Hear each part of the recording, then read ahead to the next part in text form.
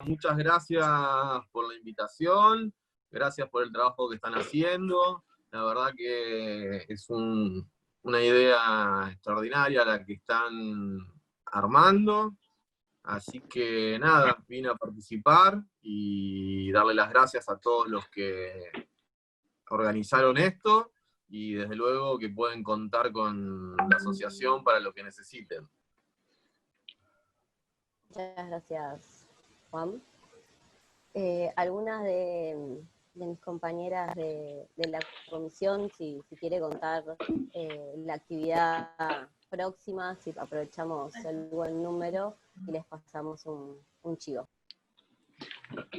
Bueno, tengo el micrófono, ¿no? ¿Qué tal? Buenas tardes, mi nombre es Alejandra Perrupato y les cuento que la próxima actividad la vamos a realizar en este mismo horario, pero el lunes 24 de agosto, que vamos a recibir al equipo de diversidad sexual del Hospital Pirovano. Es un equipo interdisciplinario, así que ya vamos a estar enviando próximamente el flyer que ya estaría saliendo a publicidad mañana.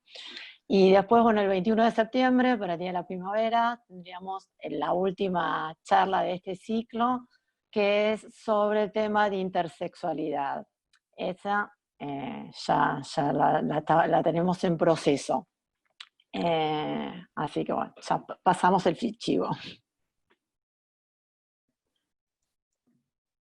Excelente. Creo que todavía no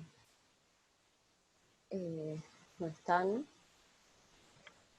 No está Francisco, decís. Exacto. Para que comience. Exacto.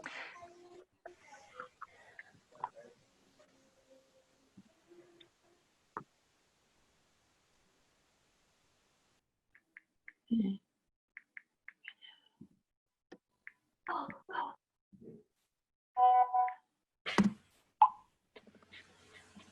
Acaba de ingresar Francisco, así que el orden sería ese.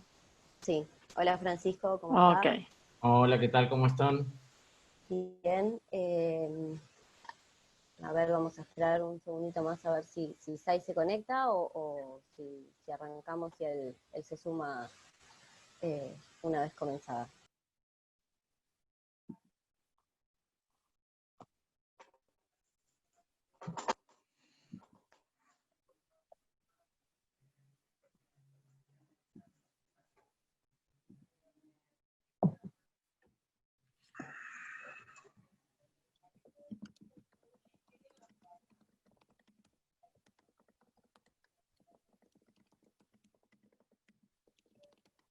Bueno, comenzamos. Sai se suma apenas pueda. Bueno, gracias a todas, a todos y a todes por estar.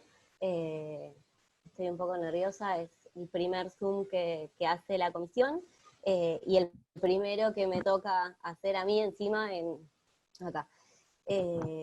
Así que bueno, gracias. Está con nosotros hoy Francisco Quiñones Cuarta, sí, muy bien, que él es el director del Bachillerato Popular Travesti Trans Mochacelis, y por lo que estuve mirando también fue el director de la película Mochacelis.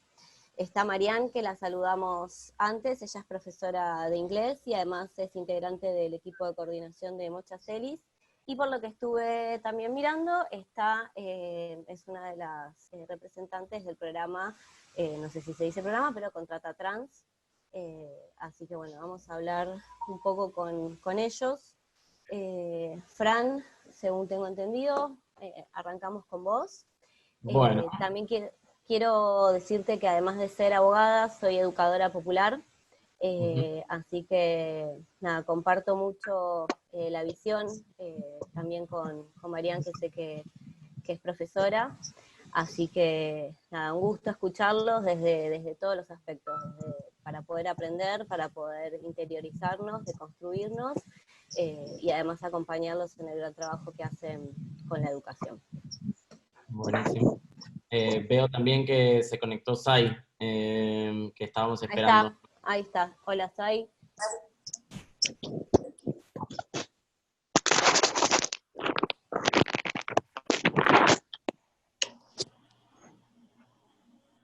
Sai, ¿vos nos escuchás? Hola, ¿me escuchan? Ahí está, te Sí. escuchamos, perfecto. Hola, hola. Ahí está. Recién estamos por empezar, agradecemos tu participación como el resto de todos los participantes. Así que los presenté recién a Francisco, va a comenzar él a contarnos un poco sobre su trayectoria, sobre el bachillerato popular, sobre la película, así que arrancamos por él y le damos continuación a esta linda charla. Perfecto. Gracias, bueno. Hola a todas, a todos y a todes. Yo soy Francisco, como me presentaron, soy director del Bachillerato Travesti Trans Monchacelis. Es un espacio educativo que es el primero en el mundo con estas características. Estamos a punto de cumplir 10 años. El bachillerato se fundó el 11 del 11 del 2011 y comenzamos a dar clases en marzo del 2012 con una experiencia educativa que nace del cruce de 30 años de activismo travesti trans y también la historia de 10 años de bachilleratos populares.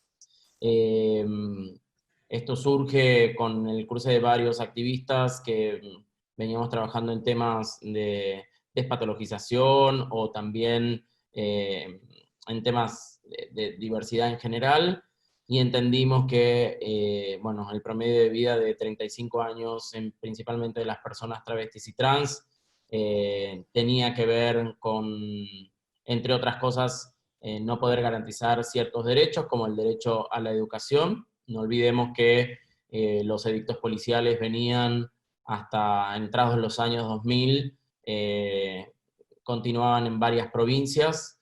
Esos edictos le permitían a la policía llevarse presas a las compañeras por vestir el segundo H y el segundo F, que eran los dos códigos que utilizaban para, sobre todo moralidad, ¿no? Para llevarse presas a las compañeras. Esos le permitían justamente por vestir las ropas del sexo opuesto o escándalo en la vía pública, que quedaban obviamente a criterio de la policía, ¿no? Y eso hacía que en este caso la población quedara diezmada, porque el promedio de vida de 35 años no es porque las compañeras travestis y trans viven menos, sino porque hubo abusos policiales, abandono estatal desde la primera infancia. Entre los 8 y los 13 años la población travesti trans es expulsada de sus casas. Entonces, bueno, a través de la educación lo que intentamos es revertir ese promedio de vida de 35 años, abordando de manera integral no solamente el derecho a la educación, sino a la salud, a la vivienda y al trabajo, ¿no? Es así que junto a distintos compañeras y distintos compañeros trans hemos llevado adelante distintos proyectos. Por un lado, la terminalidad educativa con el bachillerato, que tiene título oficial, que es perito auxiliar en desarrollo de las comunidades, sino también talleres de formación, como lo hemos hecho con Diana Zacayán en su momento también en distintas partes del país, talleres de formación profesional que le permitían a las estudiantes formarse en algún oficio. También decir que esta experiencia del bachillerato ya había tenido distintos alcances, ¿no? Primero con Loana haciendo que en la ciudad de Buenos Aires se modifique, primero para todo acto administrativo escolar, después para todo acto administrativo en la ciudad de Buenos Aires, todo acto público, ¿no?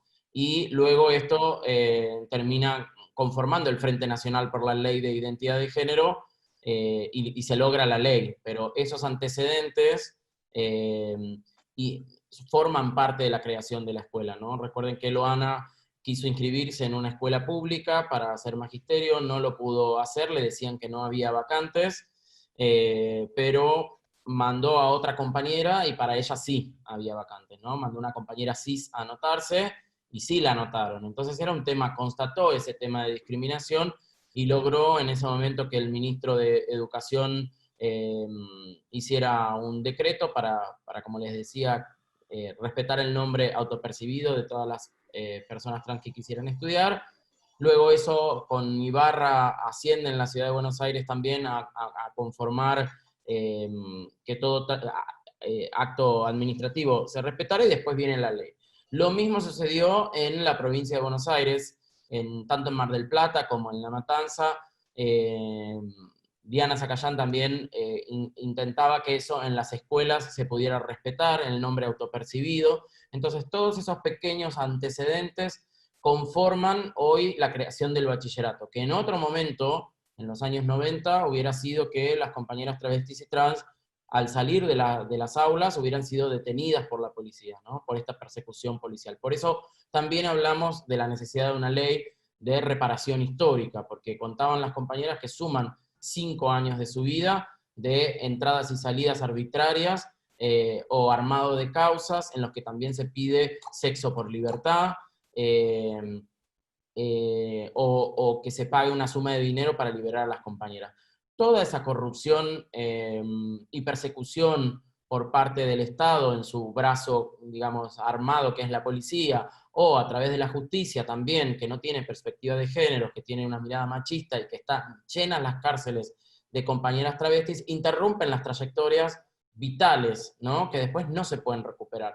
¿Cómo va a ser la vida de una compañera travesti trans que supere el promedio de vida de 35 años si no ha podido formarse, por lo tanto no ha podido tener un trabajo, por lo tanto no puede tener aportes, por lo tanto, digo, la vejez, también olvidada en la historia en general, ¿no? Digo, de esta sociedad, digo, como descarte, en el caso de la población travesti trans, aún más es marginalidad y pobreza, ¿no? Digo, muchas de las compañeras tienen que continuar prostituyéndose cuando no lo desean, aún avanzada su edad adulta, ¿no? Entonces, toda esa situación hace que nosotros creemos este espacio educativo para la terminalidad educativa, para articular proyectos como, por ejemplo, Contrata Trans, que articulamos junto con Marian desde un espacio específico de la escuela.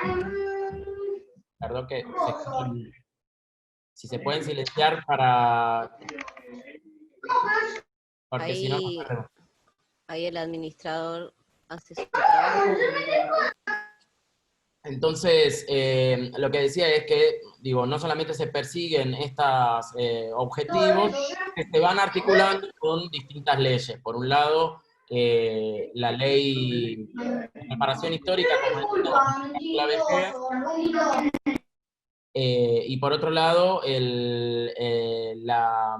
la ley, que seguramente se van a poder explayar más adelante, la ley que tiene que ver con el cupo laboral trans, ¿no? Y así con cada uno de los derechos vulnerados por el propio Estado. También decir que Mochaceles no es una política pública, sino que es producto del activismo que empezó a exigir espacios educativos que no sean... que no violenten a la población travesti trans, ¿no? Digo, no es un espacio de autodiscriminación, como muchas veces nos dicen, sino es un espacio de autodeterminación para no pertenecer a aquellos lugares donde se violenta y se discrimina y donde no se puede esperar un cambio, porque si no nos dicen, bueno, estamos aprendiendo, vamos viendo, se pasa la vida de las compañeras travestis y trans y de la comunidad LGTB en general, mientras se forman profesionales que desconocen la realidad de esta población y mal intervienen, ya sean médicos, abogados, psicólogos, trabajadoras sociales, que desconocen desde la corporalidad hasta la historicidad, digamos, de las compañeras y hacen malas derivaciones o malas intervenciones, o muchas veces terminan criminalizando a la propia población, porque obviamente en un estado de marginalidad la población termina cometiendo delitos, por supuesto, por propia supervivencia, ¿no? Y las cárceles se llenan de compañeras con narcomenudeo, de compañeras que roban para poder comer, de compañeras que ejercen la prostitución, de compañeras, digo, donde la policía criminaliza, pero obviamente detrás de ellas, ¿no? Hay un armado, hay una red que, por supuesto, conocemos, donde están involucradas la propia policía, los hoteles que cobran fortuna, las compañeras le cobran 4 o 5 veces más por vivir en un hotel, diciéndole que como son trans, nadie les va a alquilar, entonces están pagando 1.000 pesos por día. En este mismo momento estamos haciendo un lanzamiento exigiéndole a la ciudad de Buenos Aires, en este contexto de pandemia además, donde hay abusos, porque, por ejemplo, si las compañeras no pagaron el mes de esos 1.000 pesos por día, o sea, 30.000 pesos de un alquiler de una habitación de un hotel que no tiene ni siquiera baño privado, ni tiene una cocina propia, sino que es compartido, no se va a sancionar al abuso de aquellos hoteles porque son parte de la misma red del negocio que se hace en la ciudad de Buenos Aires con los inmuebles, sino que se persigue a las compañeras y entran en un estado de vulnerabilidad tal que terminan en la calle y incluso si no pagan se quedan con sus muebles, con sus las pequeñas cosas, se lo queda el propio hotel.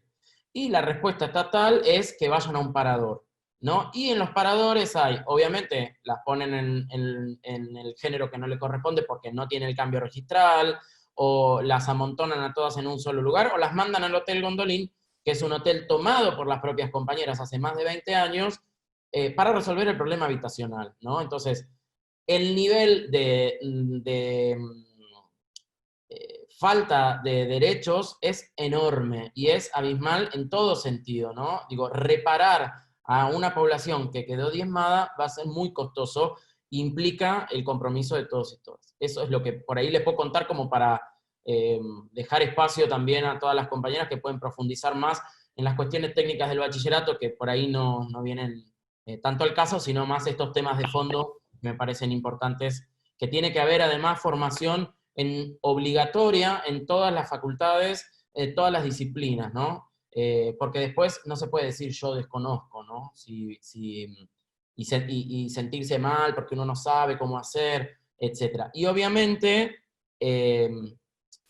otra cosa muy importante que me parece es que el conocimiento que tiene la población travesti trans y el conocimiento que tienen las compañeras debe ser remunerado, ¿no? Las compañeras que dan clases, que dan formación, que dan perspectiva, le sirve económicamente a un profesional que tuvimos la posibilidad desde temprana edad de acceder al sistema educativo, pero sin embargo vamos a buscar el conocimiento. Eso es un problema de las universidades en general, que le llamamos extractivismo académico, que tiene que ver con ir a buscar aquello que no conozco, pero no pagarle, no reconocerle el trabajo, no reconocer ese conocimiento. Hemos hecho, por ejemplo, el libro La Revolución de las Mariposas, donde las compañeras, para hacer una encuesta junto al Ministerio Público de la Defensa, sabían el mapa de la ciudad donde vivían todas las compañeras, sabían en qué horarios hacer las encuestas, de qué manera abordar.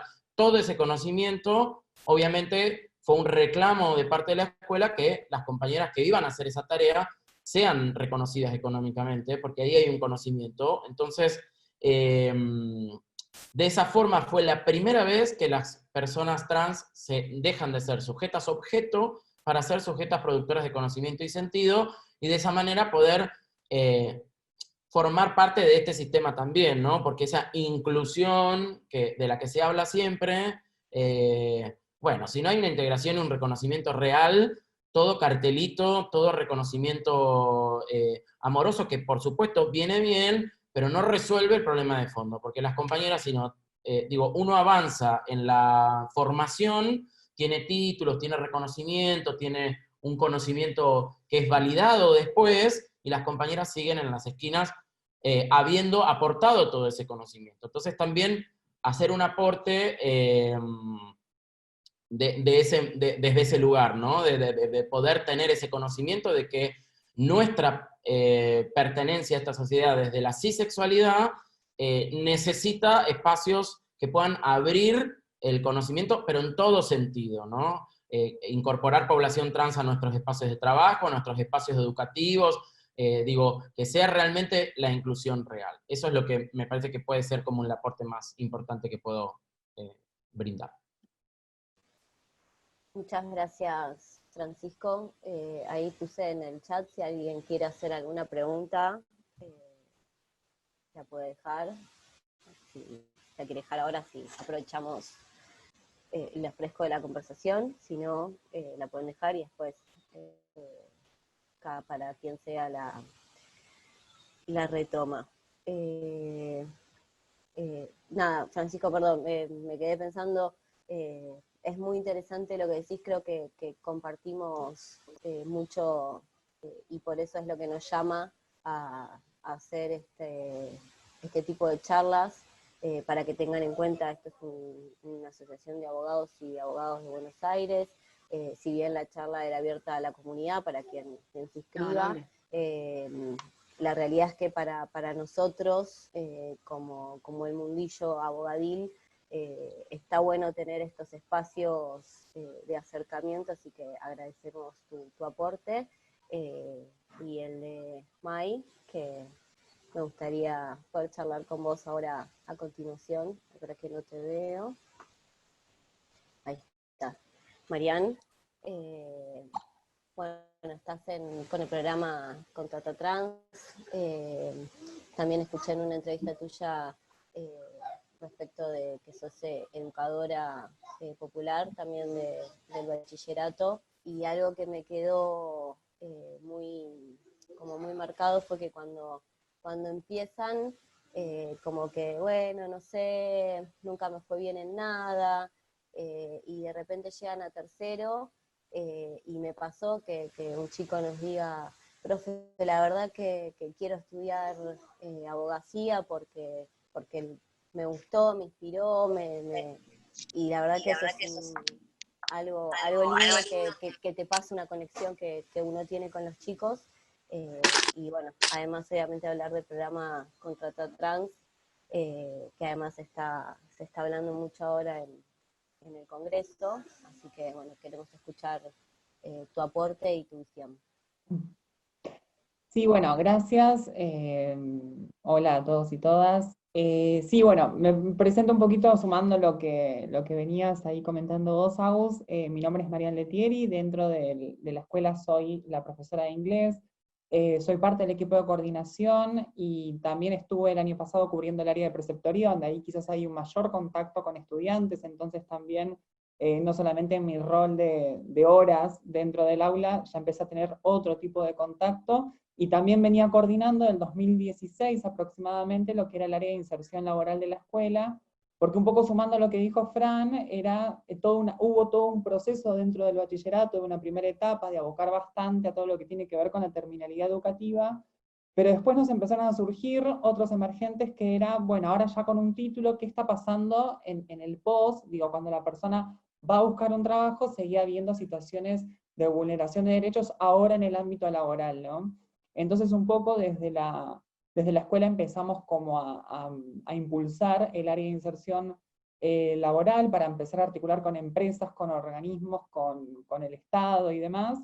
Y en ese proceso es que aparece la ONG Impacto Digital, que es una ONG que trabaja la problemática social a través de lo digital, buscando soluciones digitales. Se empezó a interiorizar en la temática travesti trans y quería como ahí formar una alianza con el bachillerato para ver cómo podíamos abordar todo lo que tiene que ver con las inserciones laborales.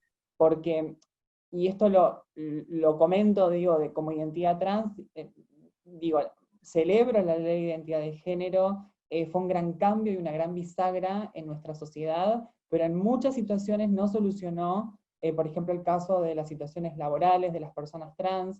Quizás quienes teníamos otro recorrido nos facilitó otras situaciones frente a la sociedad, pero al sector que estaba muy vulnerado, creo que faltaba un impulso ahí también. Entonces creo que las organizaciones seguimos trabajando en post-ley de identidad de género, y por supuesto antes también, pero seguíamos trabajando esa pata de lo que tiene que ver las inserciones laborales, porque algo que pasa mucho en lo que mencionó Francisco a nivel educativo, también pasa a nivel laboral, que es cuando vos no conocés una población, no conoces su realidad, no conoces por lo que se atraviesa, o te guías quizás por los poquitos casos que existe lamentablemente de éxito, si le queremos poner una palabra, es difícil poder acercar y hacer ese match entre encima el mundo del sector privado, que es un mundo por ahí muy estructurado, que generalmente todas las personas nos vamos construyendo para llegar a ese mundo,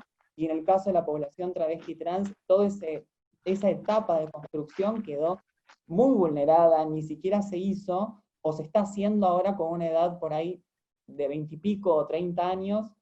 Nuestro país no maneja cifras oficiales porque a nivel estatal aún no existen sobre nosotras, las cifras que manejamos somos las organizaciones las que las hemos producido, y hay un 80% que el único ingreso que tiene es el trabajo sexual, la prostitución, y un 70% que te está diciendo que lo quiere dejar y cambiar.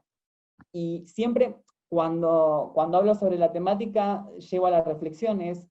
¿Alguien se puso a pensar por qué ese 70% que quiere cambiarlo no le está cambiando? No es que nos olvidamos, se nos pasa la agenda, o decís, bueno, mañana busco otra cosa. Es que realmente las posibilidades actuales, o el escenario de abanico de posibilidades no está o no se está dando, o se está dando muy lentamente.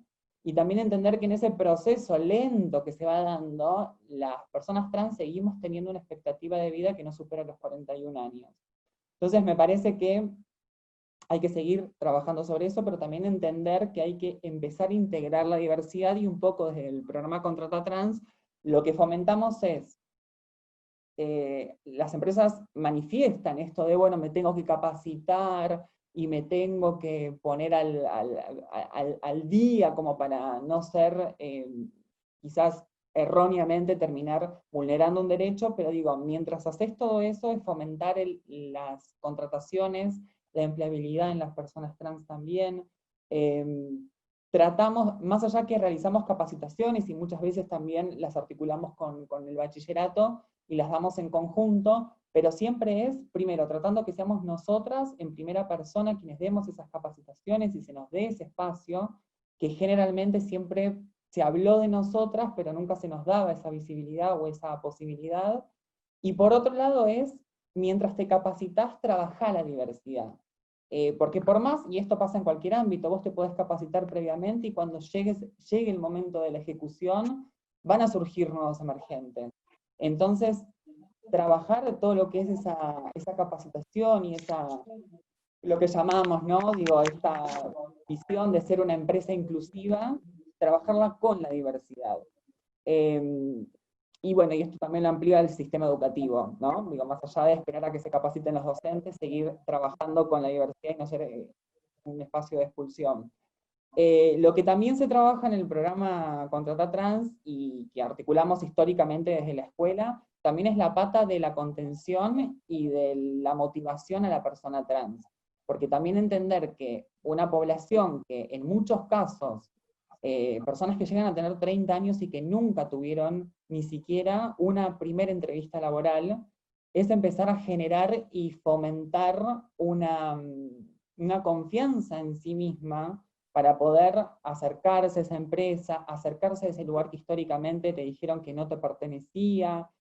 Nos ha pasado, y con esto, para ejemplificar un poco lo que estoy diciendo, nos ha pasado de personas que llegaron a la puerta de una empresa, miraron ese edificio enorme que jamás hubieran imaginado que iban a estar paradas ahí y no podían entrar. Entonces digo, frente a todo eso, también hacer el acompañamiento de la persona. Por ejemplo, el programa funciona a la inversa de cualquier portal de empleo, que es, yo empresa publico mi anuncio y bueno, vos persona postulate, porque esa era una de las justificaciones de decir, no, mirá, yo lanzo la convocatoria, soy súper inclusiva como empresa, pero las chicas son las que no vienen, o los chicos trans son quienes no vienen.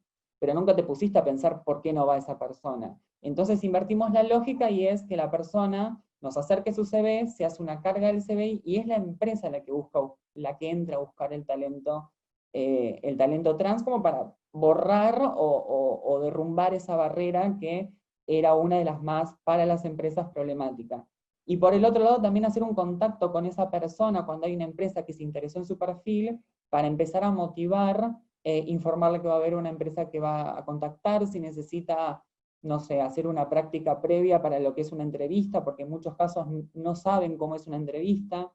A ver, sí pueden saber lo que es, pero nunca pasaron por una, entonces romper esos miedos. La primer cara de una empresa, que es el sector de recursos humanos, es poder acercarle la realidad también, porque muchas veces algo tan básico como el miedo de no tenga hecho el cambio registral y cómo trato a la persona y no sé qué pronombres usar, o su nombre me genera ambigüedad y tengo que preguntar el género, bueno, todo ese tipo de cosas también hacemos como asesoramiento, y acompañamiento también todo lo que tiene que ver el proceso de contratación. En ese caso, también surge que por ahí hay empresas de que pueden también brindar servicios, porque hay algo que Francisco mencionó y lo quiero recalcar, que es tampoco se tuvo la posibilidad de acceder a herramientas. Aunque a veces uno no lo pueda dimensionar, hay personas que por ahí no saben desde algo más básico como encender una computadora. Y eso no es falta de voluntad, es que lamentablemente nunca tuvo esa herramienta. De hecho, en la población travesti trans hay un gran problema hoy en lo que tiene que ver con clases virtuales frente a esta pandemia, porque tampoco está la posibilidad de un equipo de conectividad, tampoco hay acceso a la conectividad, a lo que es internet. Entonces, cuando uno empieza a imaginar todas esas herramientas que nunca se tuvieron y que nunca pudieron hacer palpable algo que por ahí todos y todas nosotros acá en algún momento de nuestro recorrido fuimos conociendo, entender a esas empresas que eso por ahí, ese conocimiento hay que construirlo y tratar también como de generar alianzas con empresas para poder capacitar también, mientras tanto, el proceso de contratación, capacitar también a esas personas. Pero creo que algo fundamental de lo que tratamos de hacer, coincidimos muchísimo con lo que hacemos desde el bachillerato, es el primer pilar, construir el primer pilar, que es acercar la realidad. Digo, hay personas y hay empresas, sobre todo, que no tienen ni idea la expectativa de vida de nosotras. Que no tienen idea tampoco de que, o que no pueden entender, nos han dicho, cómo una persona con 30 años nunca fue a una entrevista, y nunca pasa un proceso de entrevista. Y entender algo principal, que es qué nos pasa a nosotras cuando vamos a esas entrevistas, o qué nos pasaba. Digo, si sos una persona que hiciste tu cambio registral o hiciste tu expresión de género dentro de una empresa y se te desvinculó, ¿cuál es la motivación o cómo irías a una segunda entrevista si supuestamente tu género fue el problema en tu trabajo anterior? También nos han pasado ese tipo de cosas y es como volver a generar una confianza, porque si hay algo que la población travesti trans en su mayoría tenemos, que es estar golpeadas permanentemente por diferentes situaciones, por la sociedad, pero digo en diferentes escenarios. Entonces, todo eso hay que volver a generarlo, y hay algo que yo siempre trato de decirlo y de llevarlo a un ejemplo que una vez una estudiante mía me lo dijo, que voy a marcar esto que decías vos, Agustina, recién, fue una persona que ingresó a un primer año y se empezó a sacar 8, 9, 10 buenas notas, y terminó, cuando llegó el receso escolar, terminó dejando. Y si lo que tenemos en la escuela es contactar a esas personas del por qué, preocuparnos caso por caso. Y la respuesta de ella, después pudo retomar por suerte, pero la respuesta de ella fue, lo que pasa es que a mí nunca me fue bien en la vida. Entonces, creo que algo está pasando, algo raro está pasando, que me está yendo bien, o que o ustedes se están equivocando. Y algo que me mencionó era cuando me dijo, ¿no? Bueno, a usted, profe, que le gustan mucho los animales y que siempre sube fotitos con los animales y que es muy animalista, me dice, imagínese cuando usted ve por la calle un perro que se quiere acercar y lo quiere acariciar, y el perro la tienta a morder. ¿Por qué es? Porque ese perro seguramente lo patearon, le pegaron, lo excluyeron. Bueno, a mí me pasa lo mismo. Mi primer reflejo es querer morder o contestar o sentir que esto no es para mí.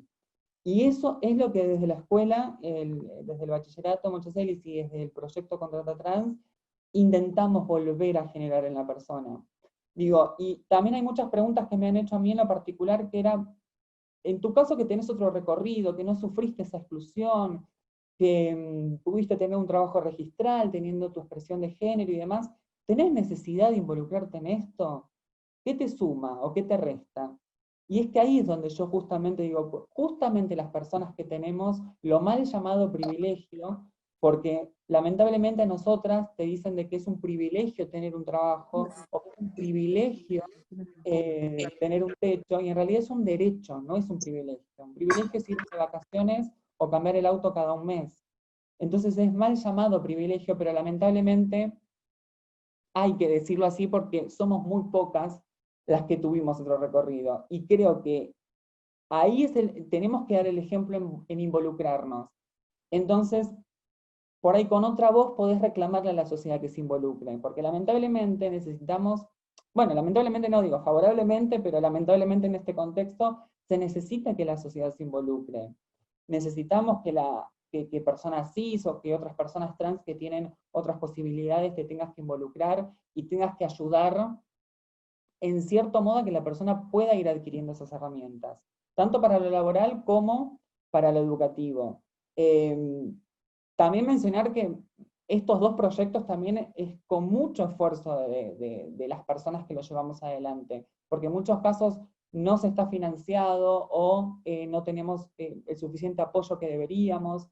Entonces también mencionar que es importante tener esas alianzas que nos ayuden a sostener los espacios, a generar todos esos vínculos, porque, bueno, Francisco no lo mencionó, pero la escuela cuenta no es solamente una cuestión educativa, tenemos un gabinete con psicopedagogos, con asistentes sociales, que asisten, pero en más de lo que deberían, porque es un compromiso que van generando y que se van involucrando. Tenemos bueno, todo el plantel docente, pero hacemos como un sistema integral de lo que es el proceso de la persona, porque, vuelvo a repetir, no es solamente anotarte para terminar la pata educativa, es anotarte y empezar de a poco a reparar un montón de situaciones y un montón de cosas que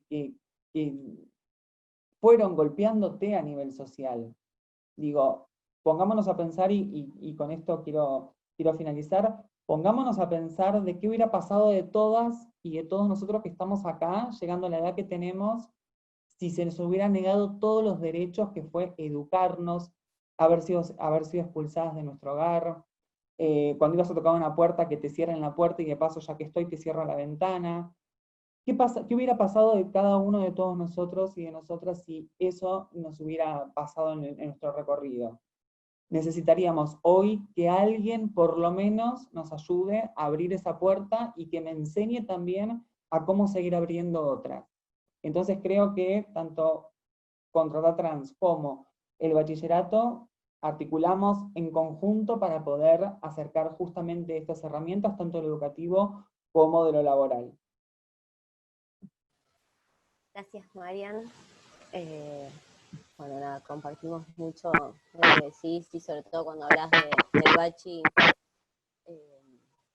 creo que no todos lo saben, que uno, ahí está, que uno pone mucho más que su tiempo cuando está en el bachillerato popular, y sobre todo esto de que los chicos, o sea, los chicos, en tu caso, las personas trans, travestis, y además de que también tienen público general, por decirlo de alguna manera, no son un número y se los llama y se les pregunta y se les asiste y se los trae, y algo que en el caso de nuestro bachillerato son expulsados del sistema, pero desde otra forma. Pero bueno, nada, tenemos varias preguntas. Perdón, que me quedaría hablando del bachi. La hizo Adrián, la primera, que la puede responder Francisco o vos, no está dirigida, las otras están dirigidas a ti, Mariana. ¿La Defensoría del Pueblo recepta los reclamos o sería necesario una Defensoría del Pueblo de diversidad y género? Pregunta. Fran, está silenciado. Ahora, existe, ya está la Defensoría LGTB. Está funcionando, por lo menos en Cava, existe ese espacio. Pero sí me parece fundamental que no sea así. Me parece que todas las personas tienen que tener la formación necesaria, porque no en todos los lugares va a haber una oficina LGTB o no va a caer en ese lugar, digamos. Me parece que tiene que haber una formación en diversidad, ¿no? Con perspectiva de diversidad, que pueda ampliar la visión. Y después, ese trato, digamos, es para todos y todas iguales. Así que sí, a mí lo que me parece fundamental es la formación de los profesionales que van a ocupar lugares que tengan esa perspectiva. Bien. Otra pregunta también de Adrián fue si las personas trans figuran como información para saber en los censos nacionales. No, íbamos a estar incluidas en este censo que se iba a hacer en octubre, recién ahora se iba a incluir ahí Fran, a ver si sabes un poco más de en qué quedó, había en su momento como una disputa porque se quería incluir que vos informe, había una pregunta que era sobre el sexo y después sobre el género autopercibido, pero creo que iba a quedar como género autopercibido, pero a ver, no es igual tampoco una solución porque volvemos a cómo nos percibimos nosotras. Yo te puedo decir femenino y no aclarar que soy una identidad trans, pero por lo menos iba a ser un buen paso para poder empezar a tener unas estadísticas. Estamos hablando del 2020 recién, que llegó recién ahora. Si hay algo que decimos a veces es como la democracia para nosotros llegó en el 2012 con la ley de identidad de género, y a poquito se va como sumando más derechos. Fran, corregime si me equivoco, pero creo de No, que si no, es así. En el censo que venía ahora, digamos, recién por primera vez se incluía una categoría para que las personas puedan manifestar su identidad de género y de esa manera tener una visión un poco más completa de saber sobre la población travesti trans. El único dato que tenemos es el dato de las personas que se inscribieron dentro del cambio registral, que son aproximadamente 9.000 personas, pero hay algo de la ficcionalidad de la ley ahí que obliga otra vez a inscribirse en categorías binarias varón-mujer. Entonces, travestis, por ejemplo, que tienen esa categoría identitaria quedan por fuera.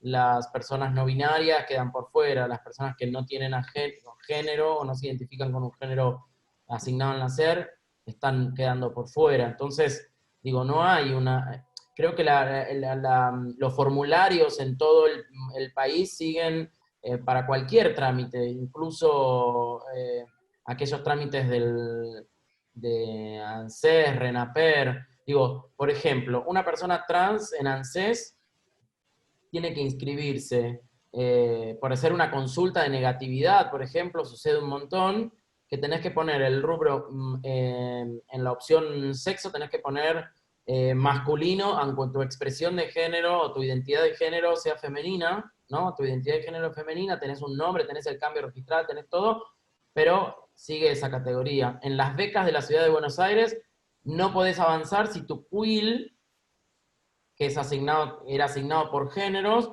no coincide con el sexo que vos elegís como autopercepción. Entonces la pantalla, por ejemplo, no continúa. Si empieza con 20 y tenés femenino, no avanza, ¿sí? Porque, perdón, Fran, ahí sumo, porque un detalle es que por más que vos hagas el cambio registral, no se puede cambiar el quill si ya lo tenías generado. Entonces, muchas personas trans tenemos un quill que comienza con 20, que más allá que hoy ya no se emite más así, ya quedó en el imaginario de las personas que el 20 corresponde a las masculinidades y el 27 a las femenidades.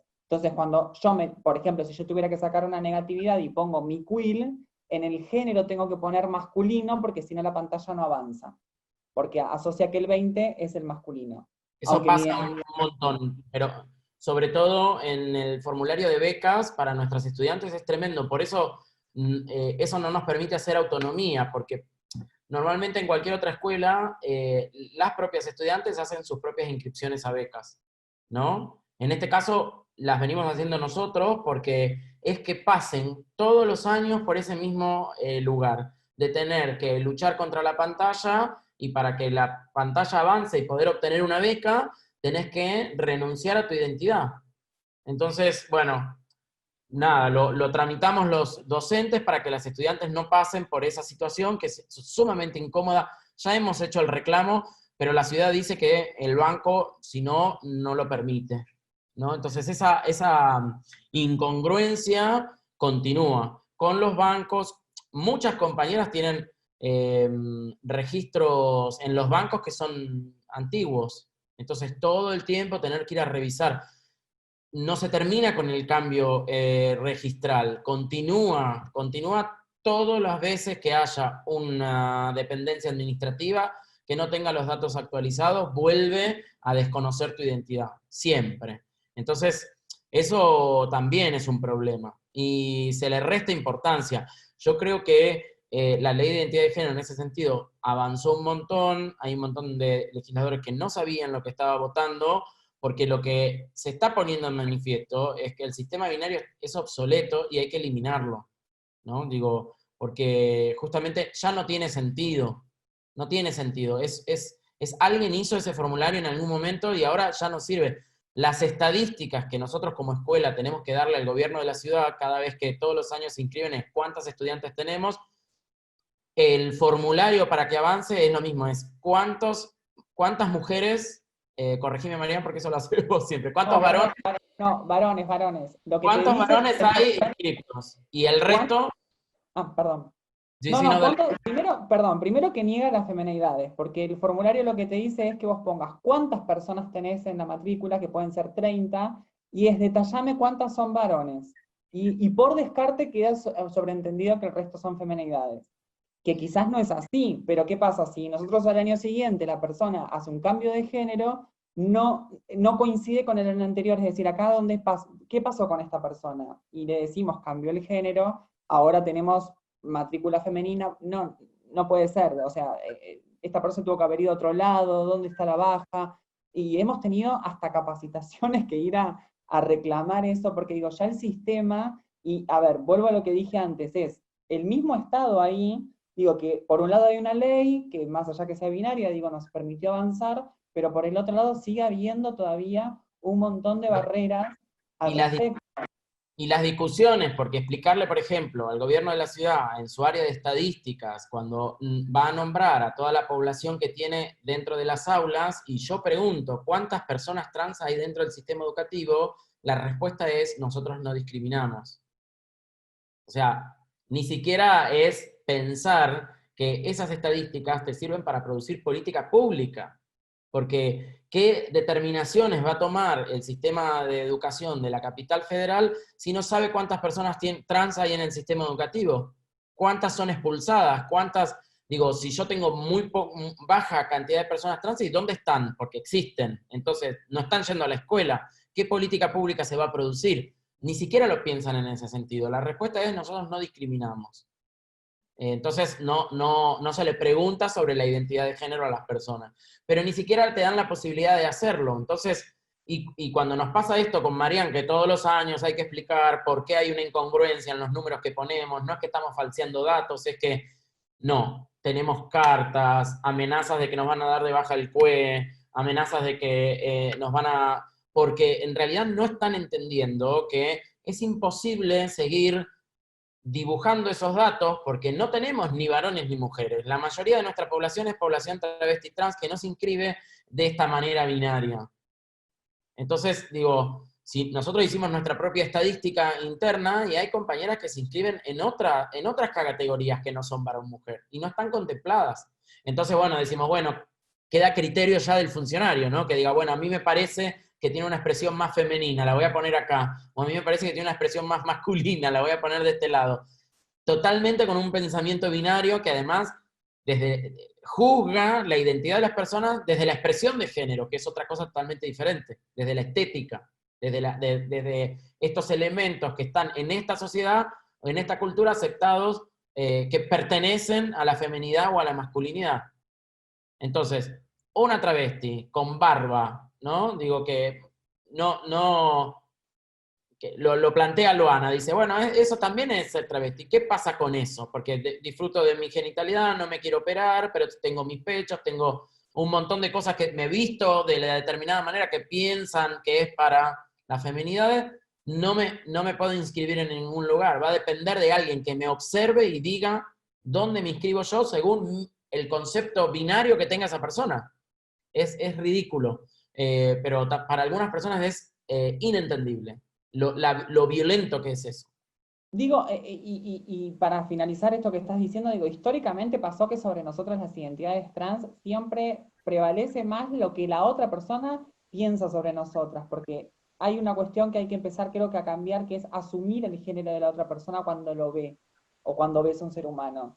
Asumir que, como dijo Francisco, hay un montón de chicas de que no les sé si les interesa depilarse y sacarse la barba, pero no empezar a creer que uno o una tiene ese poder de poder decidir y nombrarte con el género que yo crea sobre la persona. Yo como identidad trans incluso no lo asumo cuando veo a otra persona trans o cuando veo a una persona que por ahí es no binaria.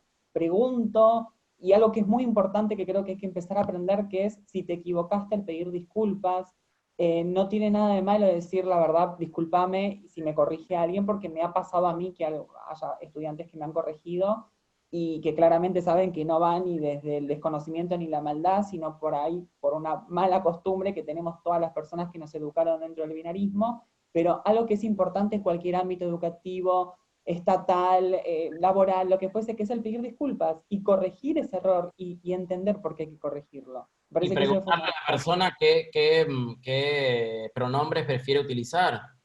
Que es reconocerle a la otra persona que no se va a completar con mi forma de ver, o que yo voy a autorizar o voy a aprobar su identidad según lo que yo crea, sino que es justamente preguntarle a la otra persona qué pronombres prefiere utilizar, de qué manera, ese es el buen trato, ¿no? Y entonces de esa manera, bueno, convivimos, preferís la, lo, le, es indistinto, y se respeta eso, ¿no? Y no asumirlo uno y imponérselo a la otra persona, ¿no? Eso, el lenguaje para mí es muy importante también. Coincido, Francisco, e incluso esta aclaración de si te equivocaste, pedí disculpas y la otra persona va a entender que uno a veces no tiene por qué saber o que se puede equivocar, y del otro lado eso se entiende como un buen trato. Eso es importante remarcarlo. Tengo una pregunta en el chat para Marian, y una pregunta que me reservé, que es especial para este momento y los abogados, y ya le damos paso a Sai, que lo tenemos acá también presente. La pregunta es de Lucas, que dice que esta es para Mai. ¿Qué opinás del reciente proyecto de ley que busca incluir la opción de otros géneros como alternativa? Si esa no te parece la mejor opción, ¿qué reforma sugerirías en este terreno? Y me doy el privilegio de hacerte yo una pregunta. En una de las entrevistas también que vi, no me gustó cómo te presentaron en TN como la travesti que le ganó una obra social. Me parece que es mucho más interesante lo que pudiste hacer, más allá del género con el que uno pueda tener. Así que bueno, después le vas a contar a mis compañeros abogados qué logro pudiste tener a nivel jurídico con la obra social. Bueno, con la primera pregunta, la de Lucas, yo primero voy a dar mi pensamiento personal y después voy a decir el por qué es necesario un cupo. Creo que ojalá el tema cupos desaparezca, que no exista ni el cupo por discapacidad, ni el cupo para personas trans, ni el cupo para equidad de género, ni nada, porque significa de que ahí ya estamos en el ideal, que sería dejar de pensar que cada una de las personas tenemos que tener un sector específico dentro. Es como, para imaginarlo, es el conjunto de la sociedad, y bueno, agarra este grupito y metelo acá. No, hay que meterlo y empezar a dispersarlo. Eso es una verdadera inclusión. Pero hoy es necesario que existan todos estos cupos, porque hay que hacer ese primer puntapié para empezar a incorporar. No sé si, Fran, corregime si me equivoco, se está hablando del 1%, o lo ampliaron. Es el 1%. Hay varios proyectos, pero en general sí es del 1%. Ahora creo que es el del 1%, el que ingresó a diputados o a senadores. No va a solucionar la problemática porque es un porcentaje muy bajo, pero va a ser un disparador para empezar a pensar el tema de la inclusión verdadera. Por eso creo de que, vuelvo a repetir, hoy los cupos son necesarios. Ojalá el día de mañana ya no lo sean y que realmente podamos estar todas las personas incluidas de verdad, no sumadas como otro grupo dentro de la sociedad. Ojalá, obviamente, que espero que salga. Está ahí, que hay bastante viento en popa, pero bueno, habrá que esperar. Y por otro lado, con lo que hablabas de lo de TN, sí, creo que la presentación que me dieron fue la trans que le ganó el juicio a la obra social del gobierno de la ciudad, que es SOFA. En realidad era porque, a ver, la ley de identidad de género tiene el artículo 11 que habla sobre el acceso a la salud y sobre el tema de las diferentes reasignaciones a nivel cirugía y físico de la persona hacia el género autopercibido. Es muy controversial porque las obras sociales, tanto las estatales como el sector privado o una prepaga o lo que fuese, las toman como cirugías estéticas. Entonces la primera instancia y el primer rechazo que viene es a que es una cirugía estética, exceptuando las supuestamente 2 o 3 cirugías que consideran que tiene que ver con el género, que es la reasignación sexual o la reasignación de genitalidad, como bueno, sí, eso es algo que contempla la ley, pero lo demás es estético. Bueno, no, la ley contempla otra cosa, entonces lamentablemente muchas de nosotras tenemos que terminar recurriendo a un amparo en una primera instancia, porque hay que intermediar en esto que por un lado se dice que es estético y por otro lado la interpretación de la ley. Lamentablemente sí es algo de que, bueno, por ahí acá, si conocen ese artículo, las personas que sean abogadas sabrán un poco más. Lamentablemente la ley también es ambigua en ese sentido porque no deja de ser una libre interpretación, porque no se puede detallar todo lo que incluiría, simplemente el párrafo aclara sobre cirugías o intervenciones quirúrgicas para readecuar al género autopercibido. Entonces ya queda en que si, por ejemplo, digo, en muchos casos, una feminización de rostro, por ejemplo, que incluye diferentes intervenciones entre rinoplastía, mentón y demás, para adecuar la zona ósea de la cara, una obra social te lo ve y te dice, no, la rinoplastía es algo estético, entonces no se puede hacer. Entonces, se van pasando muchas etapas y, a ver, a nivel personal debo de confesar de que fueron como 5 etapas que pasé con diferentes amparos con la Defensoría, y una vez más digo, hay que estar siempre como muy fuerte o muy segura, digo, porque atravesás por situaciones que, desde las respuestas de las obras sociales hasta las justificaciones a veces desde los juzgados o los jueces, donde, por ejemplo, la obra social llegó hasta decir, no la necesita porque es linda, lo escribió así textual. A lo cual está asociando que una feminización de rostro o una readecuación tiene que ver a un canon de belleza, cuando no es así tampoco. Y volvemos a lo mismo, la autopercepción y la construcción de identidad es muy personal, no es por una cuestión estética o no estética. Y la jueza incluso más o menos avaló esa justificación, una de las juezas, donde también, bueno, se hizo como una parte contraproducente porque hubo que aclarar que no es así, porque no se busca un canon de belleza, sino que justamente hasta inclusive se está en contra y no ese es el fin de la ley. Entonces es un proceso muy largo y donde lamentablemente en muchos casos otras personas y otras identidades trans terminan no atravesándolo, pagando o no pagándolo porque por ahí no lo pueden cubrir, y eso es una vulneración de un derecho que es el acceso a la salud. Entonces sí. ¿En qué instancia hasta qué instancia llegaste? No, salió el fallo ya a favor, justo en la última instancia era la obra social fue intimada a que realice la intervención, o a mi pedido, pero hicieron como una contrapropuesta que era, bueno, pero nosotros como obra social ponemos los médicos. La verdad que no tiene experiencia, bueno, ahí igual vino la pandemia y quedó como frenado eso, pero una de las instancias que se iba a apelar era de que, bueno, que presenten médicos que realmente realicen esa intervención o que ya la hayan hecho, porque tienen que ser médicos especializados en ese tipo de intervención. Pero ya se llegó por suerte a reconocer que no era algo estético, y justo estábamos ahí viendo la instancia de poder ejecutarla, digamos, haciéndola con el requisito que pedía la obra social, que sea un médico que ponga la obra social y no uno particular que ponga yo. Pero bueno, justo vino la pandemia en ese momento y bueno, tengo que contactarme nuevamente para seguir en qué estado se encuentra. Pero el fallo ya salió. El Bueno, tema ojalá... sí, perdón. No, decí.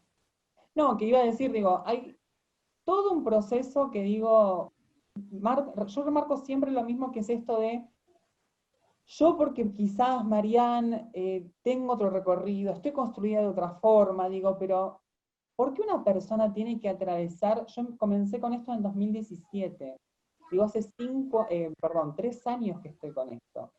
Digo, en el caso mío, lo tomo de otra manera, es algo que realmente molesta, porque no deja de ser que te estén vulnerando un derecho, a veces es hasta inentendible, aunque en el fondo una sabe siempre por qué suceden estas cosas, pero digo, ¿qué pasa con otra persona que no puede esperar esto? Que no puede esperar acceder a la salud, personas que, no sé, sin ir más lejos, digo, hay situaciones, hay chicas y personas que fueron a una guardia con pulmonía y porque tenían ganas de llamarla por el nombre del DNI e insistir con eso, la persona se da media vuelta y se va y se muere en la esquina.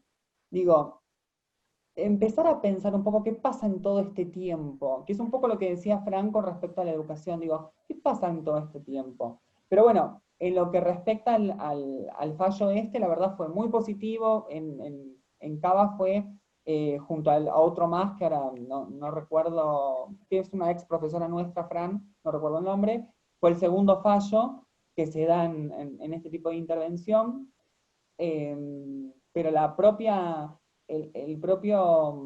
defensoría me comentaba de los casos que terminan la propia persona diciendo, frena acá, no me interesa seguir revolviendo porque están revolviendo cosas personales mías, porque muchas veces las justificaciones son con cuestiones personales y terminas no accediendo a un derecho porque, aunque mal le pese a las obras sociales, es un derecho porque lo establece una ley en el artículo 11 de la Ley de Identidad de Género.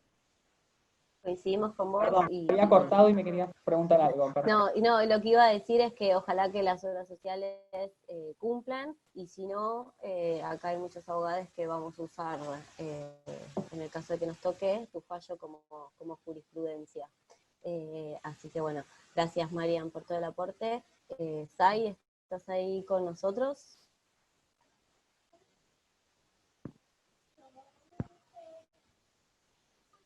Muteado. Hola. Hola, Sai. Hola. ¿Cómo están? ¿Cómo estás? Ahí sí, ahora te vemos. Bueno, para contarles a la gente, Sai es coordinador del Movimiento Antidiscriminatorio de Liberación, es hermano de Diana Sarayán, y bueno, va a contarnos un poco, yo creo que acá todos los abogados saben que el primer fallo donde se reconoció el travesticidio fue con el fallo de Diana. Así que bueno, Sai, te damos la palabra para escucharte, y gracias por esperar y por estar acá con nosotros. Bueno, muchas gracias a ustedes por la invitación. Buenas tardes a todos y a todas y a todes. Bueno, en principio contar un poquito que nuestra organización es una organización que viene trabajando con esta población, con la población travesti trans, hace por lo menos más de 20 años. Trabajando desde la figura de Diana Zacayán, ¿no? Diana Zacayán fue una militante de los derechos humanos y por sobre todas las cosas de los derechos de las personas travestis y trans, una militante social, ¿no? Ella desde su identidad y de la interseccionalidad de su identidad, lo que la atravesaba, entendía la militancia y así la fue desarrollando y la fue construyendo, ¿no? Diana fue impulsora de la Ley de Identidad de Género, fue parte del Frente, también fue creadora de la Ley de Cupo Laboral Travesti Trans. Su muerte también generó derechos con respecto a la justicia, que siempre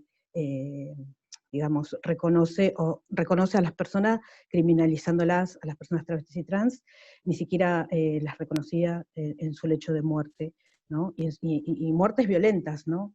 Los travesticidios, y los travesticidios sociales, que es la violencia estructural. Todas muertes evitables.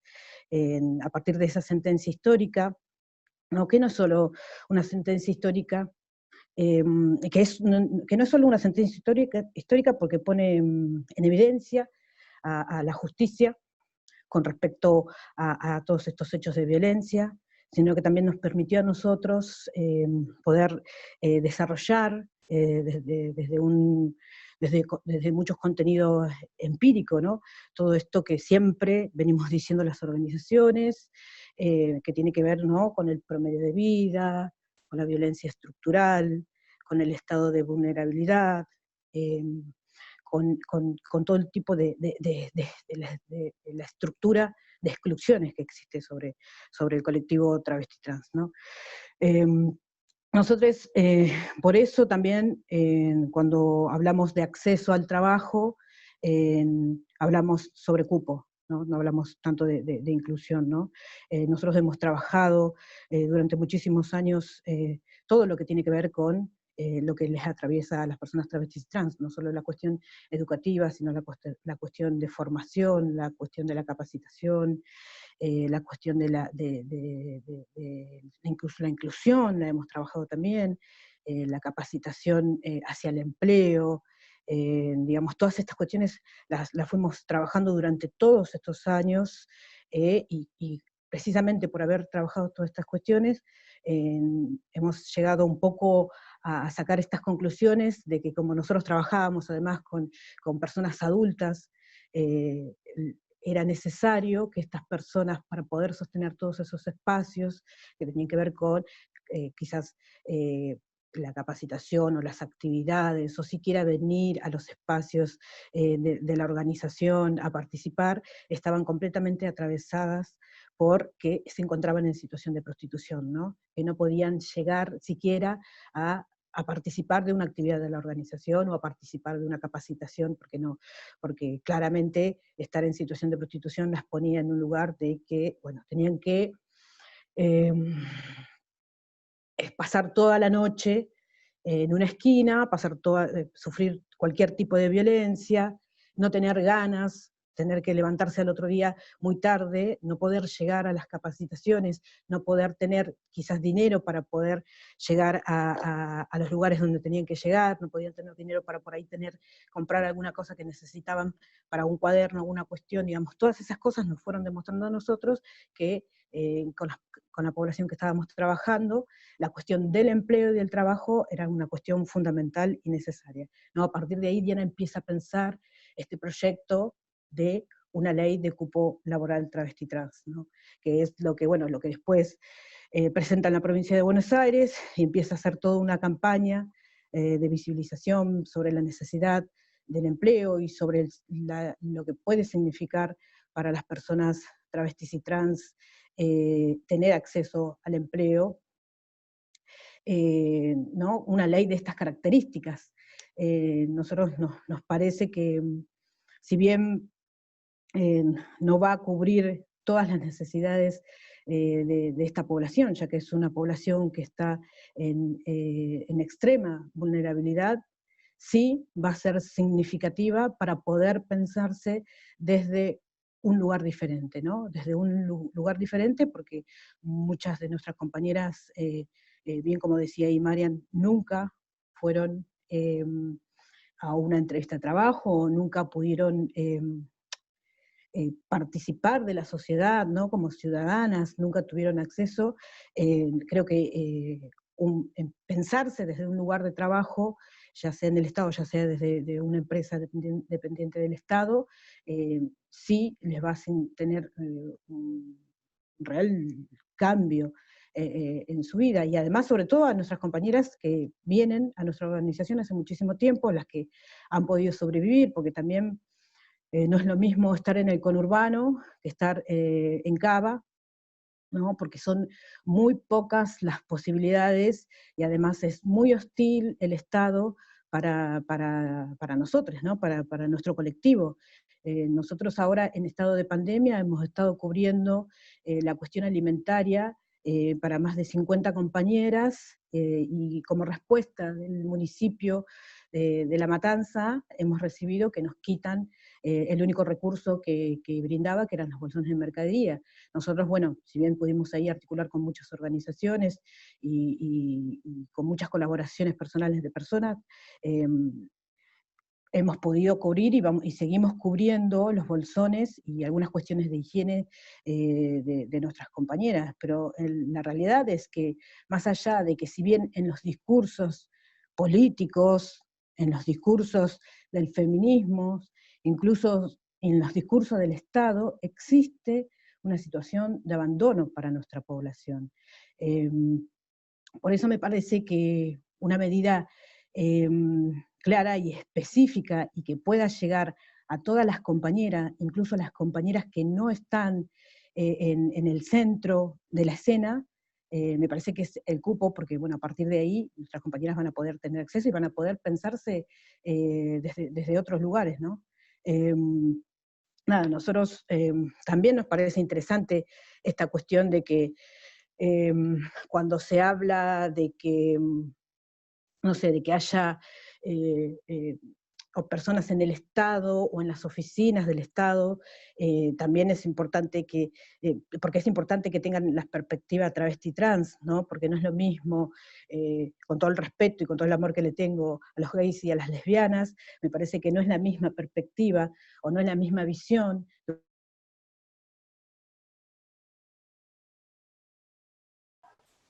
Se les fue el audio.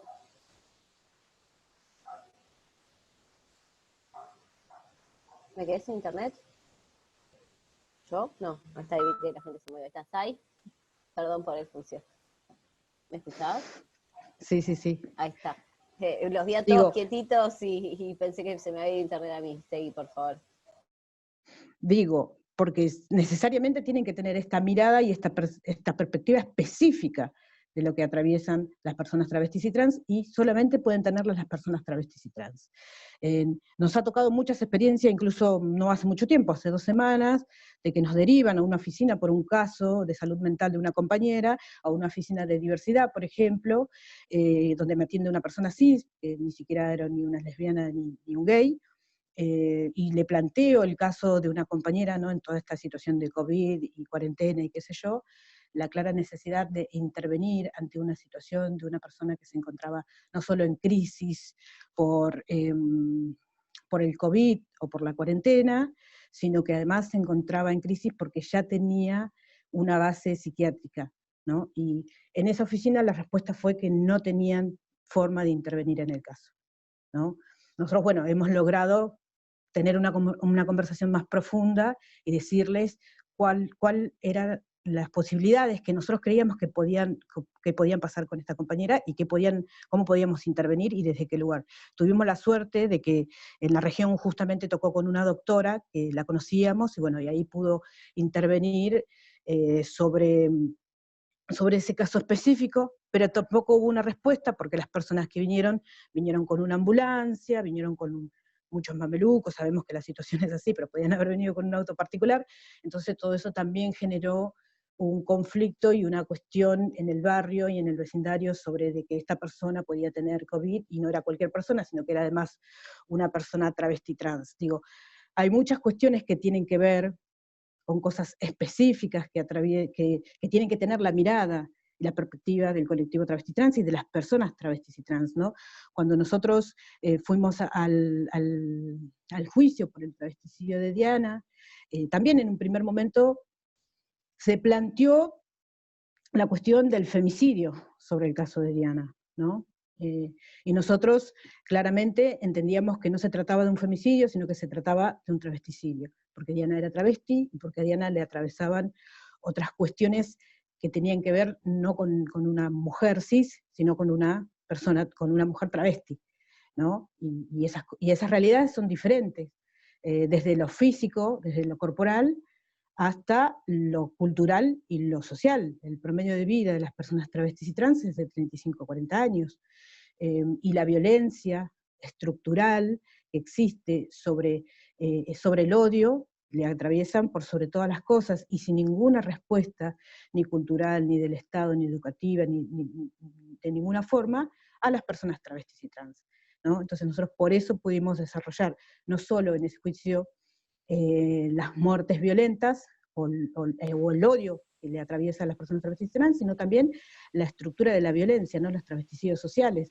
porque las compañeras mueren por enfermedades que además la mayoría de esas enfermedades son adquiridas en situación de prostitución, ¿no? Por eso nos parece que sí es importante hablar de cupo, y además no solo en la cuestión del acceso al trabajo o en el empleo, ¿no? Porque cuando además hablamos de cupo, pareciera ser como una cosa como simbólica o mágica que empieza a suceder en la mente de las personas y de las instituciones, que es empezar a pensar una persona travesti trans dentro de todos los espacios, dentro de mi organización, dentro de mi partido político, dentro de mi despacho, dentro de mi escuela, dentro digamos, cuando hablamos de cupo, hablamos más que nada de la incorporación de personas travestis trans en todos los ámbitos, ¿no? Y una cosa que me parece también fundamental decir y aclarar es esta cuestión de por qué se tiene que llamar Diana Zacayán esa ley, ¿no? Porque si bien todo el mundo hoy habla de cupo, todo el mundo cree que es necesario una ley de cupo, y hablamos de cupo nosotros además porque es el proyecto que nosotros presentamos. Todos los proyectos son específicos y únicos. Después habrá otro proyecto que pueda llamarse ley integral. Después habrá otro proyecto que pueda hablar de las infancias trans, que me parece que son todos necesarios. Nosotros hablamos específicamente de cupo y hablamos específicamente de esta población que es la población adulta, porque es lo que venimos haciendo durante muchísimos años y porque además es un proyecto específico, ¿no? Digo, pero ¿por qué tiene que llamarse Diana Zacayán? Porque primeramente Diana Zacayán fue la primera que se atrevió a plantearlo. Y Diana Zacayán es la primera que se atrevió a plantearlo porque después de la ley de identidad de género creyó todavía que era más posible, ¿no? Y porque además venía haciendo todo ese trabajo y todo ese recorrido, ¿no? De ser el puente entre el Estado y entre las compañeras, de generar las políticas públicas, de generar el acceso de las compañeras a todas las instituciones del Estado, desde un trabajo de hormiga, porque si bien hoy todo el mundo habla de la población travesti trans, o todo el mundo quiere tener una persona travesti trans al lado, en esos momentos nadie hablaba de eso, y en esos momentos nadie pensaba que era posible, ¿no? Entonces Diana fue la primera que lo pensó, y la primera que lo pensó desde el lugar de la experiencia. Después porque ella ha dejado toda su vida por esa militancia, y porque además lo que sucede con Diana es producto de haberse convertido en una referente y de haber expuesto su vida y su cuerpo a la militancia, ¿no? Esto es como, no sé, para pensarlo de alguna forma, es como la ley Micaela, ¿no? Digo, si existe una ley Micaela, también tiene que existir una ley Diana Zacayán reconociendo no la muerte de Diana, sino el trabajo y el esfuerzo, y además reconociendo lo que puede pasar con una persona cuando empieza a asumir todos esos lugares de la militancia y todos esos lugares de la exposición pública, ¿no? Entonces me parece que ahí hay una deuda que no solo el Estado tiene con Diana, sino que me parece que también todos nosotros tenemos que decir o hablar de lo que ha significado y quién ha sido Diana Zacayán y que ha sido la generadora de esta ley. Me parece que también tenemos que tener, me parece que la historia de nuestro movimiento y la historia de nuestros referentes es algo de lo que nos tenemos que hacer cargo y tenemos que tener la responsabilidad de llevarlo adelante cada vez que nosotros hablamos o nos presentamos o nos referimos a todos estos temas, porque también entendemos que termina pasando esto, ¿no? Es como, se termina como lavando un poco todo el discurso, porque empezamos hablando de personas travestis y trans, después seguimos hablando de diversidad, y siempre termina pensando aquello que ha tenido el acceso. Las personas travestis y trans no tenemos el acceso, y sobre todo las personas travestis y trans que no somos parte del centro o del circuito, ¿no? De la militancia o del circuito de aquellos que están en los lugares de poder, ¿no? Si bien nuestro colectivo travesti trans no ha logrado conformarse o no ha logrado tener un cuerpo físico, no creo que no haya sido porque no hayan tenido las capacidades, sino que no fue porque también hubo mucha intencionalidad de aquellas personas que se supone que son compañeros y amigos, pero en realidad ellos están buscando ocupar los lugares de poder y solamente quieren a las personas travestis y trans para su juego, para posicionarse ellos. Y esto es algo, y es un discurso que asumo con todas las responsabilidades que me tocan, ¿no? Es un discurso que lo llevo adelante y creo que lo voy a seguir sosteniendo bajo cualquier circunstancia, porque además mataron a Diana y porque además mi otra hermana travesti está loca, y porque además soy una persona travesti trans que le atraviesan todas esas cuestiones, ¿no? Porque muchas veces me han querido venir a comprar y muchas veces me han querido dar trabajo para que nosotros callemos cuestiones o transemos los derechos de nuestras compañeras. Yo no busco lugares de comodidad, yo busco continuar con la lucha que llevaba adelante Diana, ¿no? Por eso precisamente ella, bueno, era todo lo que era, significó todo lo que significó, y lamentablemente son las que terminan cayendo, ¿no? Y son las que nunca terminan llegando a esos lugares, ¿no? Por eso es importante hablar de cupo, no tanto hablar de inclusión, no tanto hablar de diversidad, porque históricamente todas esas cosas que se van lavando también nos van dejando en el olvido y sobre abajo de la tierra, ¿no? Entonces, también... Disculpa que te interrumpa, pero tenemos varias preguntas que podrías responder, y para no quedarnos cortos con el tiempo del Zoom, me tomo el atrevimiento de pedirte un espacio para que puedas hacerte las preguntas de la gente que nos está escuchando. Preguntaba Lucas antes que hay un proyecto de ley que busca incluir en el DNI la opción de otros géneros como alternativa al femenino y masculino. Si te parece que esta es una buena opción, si no, ¿qué sugerirías en este terreno? Me parece que esa es una discusión que tiene que darse el colectivo travesti trans hacia adentro, en primera instancia. No conozco la ley, no sé cuándo fue presentada, o el proyecto, disculpa.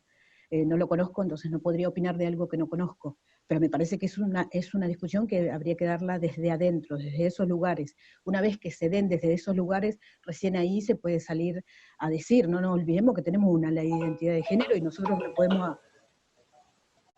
no podemos atentar sobre una ley que además construimos. Bien.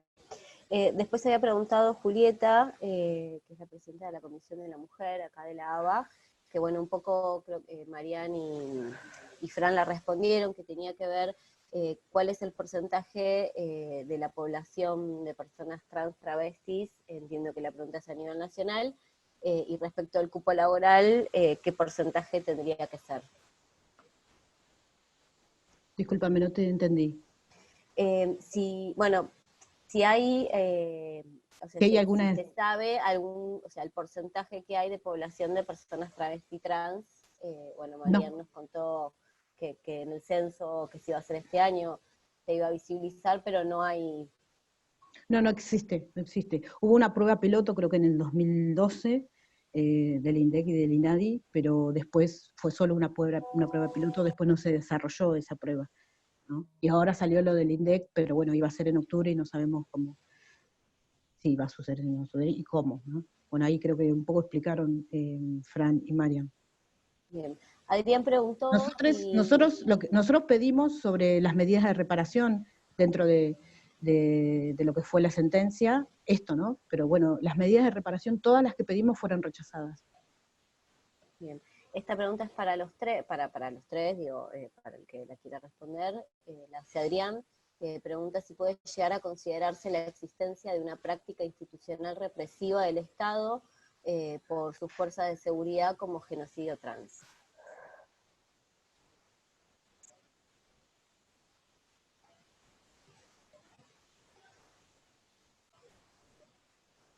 ¿Cómo? Repito, dice, puede llegar a considerarse la existencia de una práctica institucional represiva del Estado por parte de las fuerzas de seguridad como genocidio trans. Sí, esto es algo que plantea Marlene Guayar, ¿no? Sobre el genocidio trans. Sí, yo lo único que sumaría es que creo que a nivel estatal general, obviamente claro, las fuerzas de seguridad hacen lo suyo, pero digo a nivel estatal general, digo, las faltas de políticas públicas a nivel Estado que siempre existieron y existen, es a todo tipo de nivel. Pero sí, coincido también con lo que estaban diciendo. Y ahí es donde Marlene lleva adelante la cuestión de la reparación histórica, lo plantea a nivel latinoamericano, las migraciones que se dan de la población travesti trans y las persecuciones, no hay que olvidarse, las migrantes también están sufriendo estas violencias, ¿no? Por este cruce, por ser migrantes y travestis, y por otro lado también pensar en ese sentido, si los edictos policiales persiguieron hasta el 2005 más o menos, hubo edictos policiales y algunos continúan solapadamente, pero había directamente una política específica, digo, vestir las ropas del sexo opuesto era un delito, por lo cual se persiguió. Entonces, sí, esas violaciones que nosotros identificamos socialmente como parte de la dictadura, ¿no? Continuó en plena democracia. Continuó con las vecinas travestis y trans, continuó con las reprimendas ilegales, continúa hoy con las compañeras detenidas ilegalmente, con el armado de causas. Digo, no se puede desconocer que la cantidad de población travesti trans presa en los distintos penales están por delitos menores y por causas armadas también, porque hay mafias que existen donde está involucrada la policía, la política, etcétera, que después condenan a la población travesti trans, que son muchas veces condenadas y tituladas en los distintos medios de comunicación como narcotravestis, ¿no? Sin embargo, digo, si no hay políticas públicas de inserción laboral, si no hay acompañamiento de la población, si están en las zonas prostitucionales muchas veces para consumo personal, pero no pagan la coima al policía, entonces el policía viene, te agarra y le implantan, está lleno de casos. Me parece que la historia misma lo cuenta, deben conocer la historia de Ángela Bani, que era la abogada de las compañeras travestis en los años 90, fallecida este mes, histórica abogada de la población travesti trans, o a Luli Sánchez también, que constantemente está sacando compañeras con causas armadas, con delitos menores, pero que como no hay nadie en la visión general, digamos, no, se sorprenden, por ejemplo, en medio de esta pandemia, un montón de compañeras detenidas, ¿no? Detenidas yendo a comprar, y le arman causas, por ejemplo, por romper la cuarentena. No se lo hacen a nadie, pero a las compañeras travestis y trans sí, con esa intención. Entonces, como no hay, el pensamiento de la policía en general es que no hay redes que después te puedan contener, pero se sorprenden cuando reventamos los teléfonos llamando y preguntando como organizaciones sociales qué fiscalía interviene, por qué está detenida, cuál es la causa, o nos hemos ido a parar a las comisarías todas las personas a que las liberen. Ahí es donde se rescatan de una manera. Si no, perdonen que lo diga de esta manera bruta, pero o las cagan a palo o les piden sexo por libertad. Sigue sucediendo. Tienen que tener sexo con todos los policías para liberar a las compañeras detenidas. Y eso no es que, digo, pasó en la dictadura. Eso sigue pasando hoy y te lo pueden contar todas las compañeras que lo han tenido que hacer. Nos pasó hace 5 días con una compañera. No solo fue detenida y le quisieron armar una causa por robo, sino que además la tuvieron desde las 8 de la noche hasta las 2 de la mañana en el patrullaje para que, con esta cuestión, ¿no? de que tenga sexo con ellos para darle la libertad, o la llevaban a la comisaría. La terminaron llevando a la comisaría y le terminaron armando una causa por robo, ¿no? Y además la golpearon y además la metieron en un calabozo donde ni siquiera podía acostarse de tan chiquito que era. Esto pasó hace 5 días, no pasó hace 100 años, ni hace 20, ni hace 10. Lo han visto en Jujuy también, la compañera que denunció a la policía que la detuvo y la metió adentro de una camioneta y todo el tiempo le pedían que se baje los pantalones. Una femenina golpeándole también las partes íntimas y le decían puto de mierda. Digo, esas cosas siguen pasando. Compañeras que nos cuentan en la escuela que por ejemplo, faltan 2 o 3 días, ¿no? Y aumentan los delitos los fines de semana porque saben que un viernes a la noche, hasta el lunes siguiente, el fiscal no aparece, no hay nadie que se haga cargo. Entonces, lo hemos ido a hacer nosotros, yo no sé si está presente Lucrecia, pero es una de las compañeras abogadas, que ha ido a sacar a una compañera que el sábado a la noche la tenían de comisaría en comisaría, la llevan a una fiscalía y hasta que no aparecimos nosotros y empezamos a hacer un escándalo como asociación y se dieron cuenta que ahí iba a estar complicada la cuestión, hay una complicidad tanto entre el Poder Judicial y la policía, que es la que toma, digamos, directamente. Además, se creen jueces, ¿no? Los policías vienen y que deberían solo detener y poner a disposición de la justicia cuando alguien está cometiendo un delito, no, son jueces, dan directamente los veredictos, porque hay una complicidad y porque a nadie le importa. Yo he escuchado unas barbaridades decir de jueces y de asistentes de jueces, ¿no? Que son los que terminan redactando las sentencias, porque, digo, todo el mundo conoce cómo funciona, digo, el juez ni miró la causa, simplemente hay alguien que interpreta cómo piensa el juez, entonces, porque me lo han contado las propias personas, no, yo lo redacté con orgullo además, ¿no? Porque yo ya sé cómo piensa el juez, entonces, tipo, escribo, y según cómo es, según la pertenencia social, son criminales directamente, solo por el hecho de ser travestis. No hay ninguna otra opción, no hay ningún otro pensamiento. Y se supone que las cárceles y todo el sistema está pensado para la reinserción cuando alguien comete delitos constantemente. Se supone que es para eso. Pero ustedes lo saben muy bien, las cárceles están atiborradas de pobres y de personas de delitos menores, y hay gente que cobra por eso. Porque ahí se construyen las estadísticas de la inseguridad. Cuando después un medio de comunicación, es todo un sistema, ¿no es cierto? Digo, hay que pensarlo en ese sentido. Después un medio de comunicación empieza a plantear que aumentan los delitos, que pasa esto tal cual, tiran carpetazos. En el medio se mueren las compañeras. Y es así. Y no hay ninguna. Digo, el otro día también, liberan a una compañera después de un montón de trabajo, de lograr de entender que hace 6 años que la compañera está presa esperando una sentencia. Está privada de su libertad hace 6 años sin ningún delito comprobado, solo por una cuestión de, ustedes saben mejor la jerga, pero ¿cómo se llama? Cuando están detenidas, de atención preventiva. Una detención preventiva hace 6 años, ¿cómo va a recuperar esa compañera?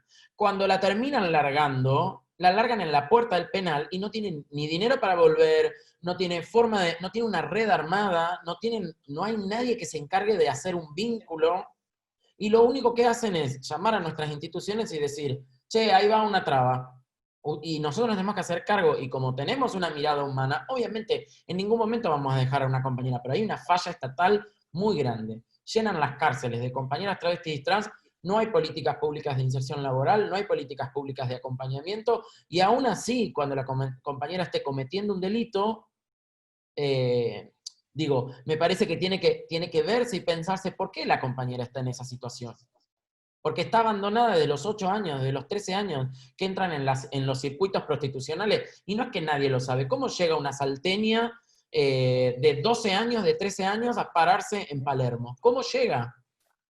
¿Cómo se violenta esa infancia? Y a nadie absolutamente le preocupa. Digo, no es nuevo, esto es un sistema prostitucional hace muchos años, con menores de edad, y que después son castigadas, detenidas, etcétera, solo por el hecho de estar en esa situación. Que obviamente las compañeras encuentran libertad respecto de su identidad, incluso porque tienen dinero para poder acceder a las cosas que desean, como una infancia, a vestir con las ropas que desean, a comprar los maquillajes que desean, pero desde una inocencia que se rompe inmediatamente. Digo, y se inyectan siliconas que después es irreversible, que producen cáncer, que producen... Digo, porque ahí hay ausencia del Estado. Entonces, esa mirada integral es la que hay que tener. Digo, no... después todo es parche. Nuestra escuela es un parche, que debería estar acompañada desde la primera infancia, no esperar a que la falla estatal haga que la expulse de una escuela. Las compañeras contaban que iban al baño de una estación de servicio porque eran violentadas en los baños de las escuelas.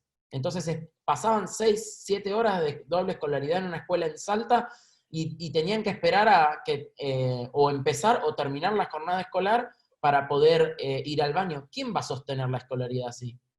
Y cuando han denunciado las violaciones es, vos no te podés vestir así.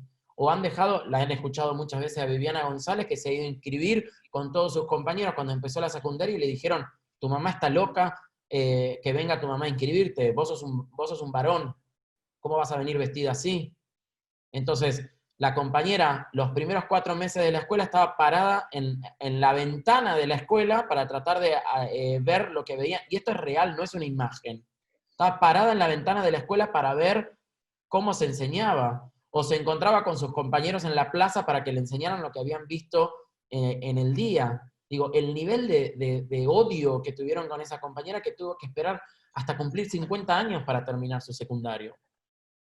Entonces, digo, y suerte que pudo sobrevivir, ¿no? Digo, entonces, nada, eso me parece que tiene que ver con la falta de empatía, tiene que ver con la falta de una mirada desde la clase también, ¿no? Digo, como decía Say, y para ejemplificarlo más claramente, no sé, pensar políticas públicas, por ejemplo, para pueblos originarios significa ir a faltarle el pueblo o la comunidad donde viven. No están pidiendo eso. Están pidiendo que le dejen de destruir el medio ambiente, que es su sustento, como que dejen de talar los árboles, que dejen de contaminar sus aguas. No están pidiendo que les va... No es eso el progreso. Entonces lo mismo pasa y se extrapola en este sentido, no desde la cisexualidad y desde la clase imponerle a la población travesti y trans una manera de vivir, sino es comprender y acompañar esos propios procesos, ¿no? Y dar las herramientas desde el deseo, no desde lo que nosotros creemos que es lo mejor para. Y eso tiene que ver con la empatía y con la formación también, ¿no? Me parece que parte desde ahí.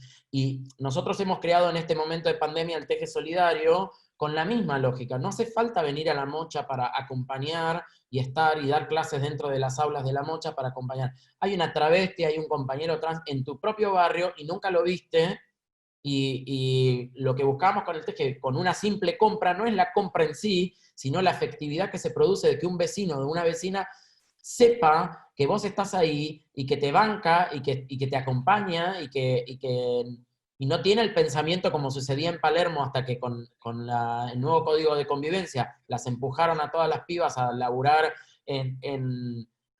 riesgosamente en los bosques de Palermo, porque el problema de eso era que le bajaba el precio a la casa que tenían las personas que vivían en Palermo. No les preocupaba en lo más mínimo ni la salud de las compañeras, ni la inserción laboral, ni el acompañamiento. El problema era que se veía mal que tener una travesti en la puerta de tu casa ofertando sexo. Y entonces les bajaba el precio de venta de sus casas.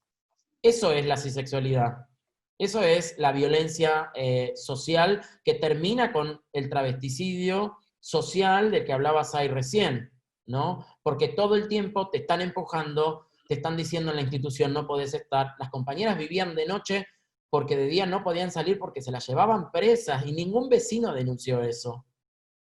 Compañeras que han sido violentadas y golpeadas por la propia policía y los vecinos festejando eso porque eran travestis, por ende delincuentes, ¿no? Por lo tanto, con el Teje Solidario lo que nosotros buscamos es crear ciudadanía, que sepan que contás con esa persona, que está ahí, que cualquier cosa le tocas el timbre y está, y viceversa, que puede tomar un mate, que pueden pensar proyectos para mejorar el barrio, no sé, cualquier cosa. No hace falta ir a una organización directamente, sino pensar la convivencia entre vecinos y vecinas, con el senegalés que también está detenido y nadie hace nada, con la travesti que, digo, ¿quiénes son las víctimas de las detenciones en la ciudad de Buenos Aires? Lo pueden buscar. Travestis, senegaleses, migrantes, vendedores ambulantes, ¿no? Digo, esa es la cuestión. Y la responsabilidad nuestra como humanos de poder revertir eso en la práctica cotidiana, ¿no?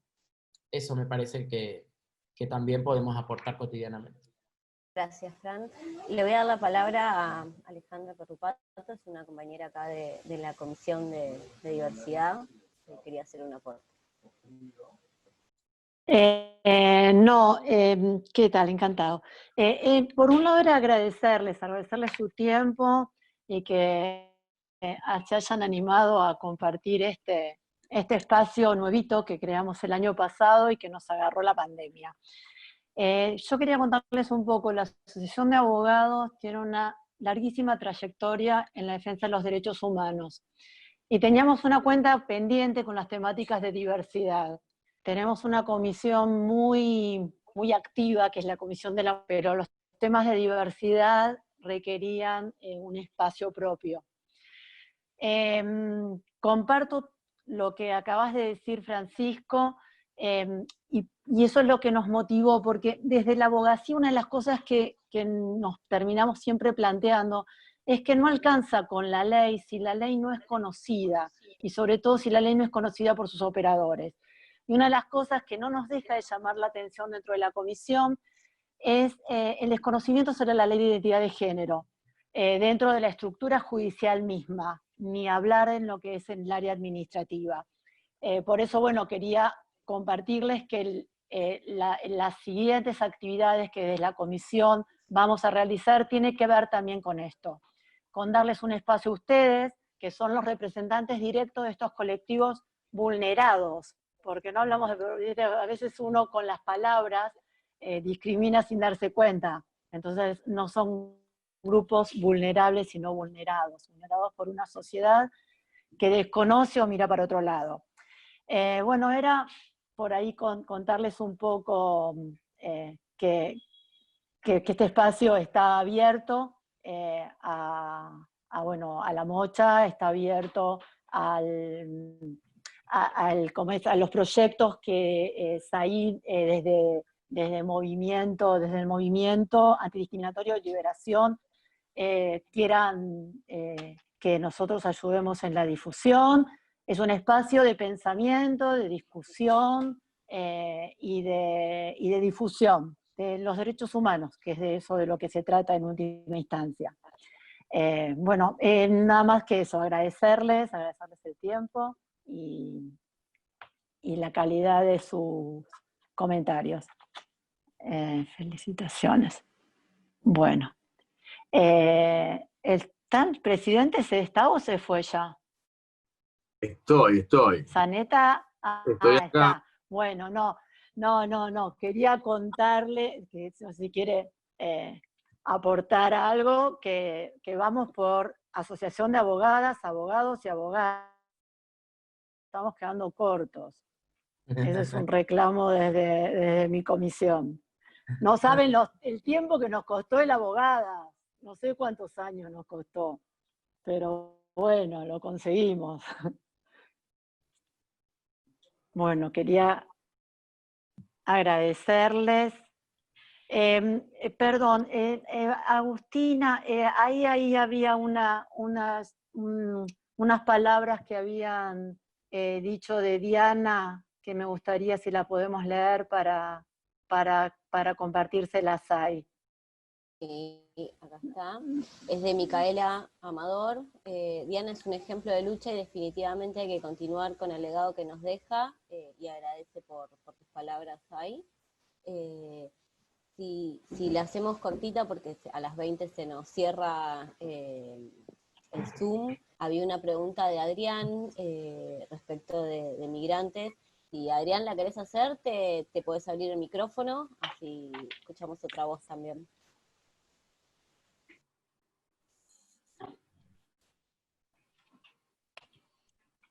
Y Adrián. le das. Hola, ¿qué tal?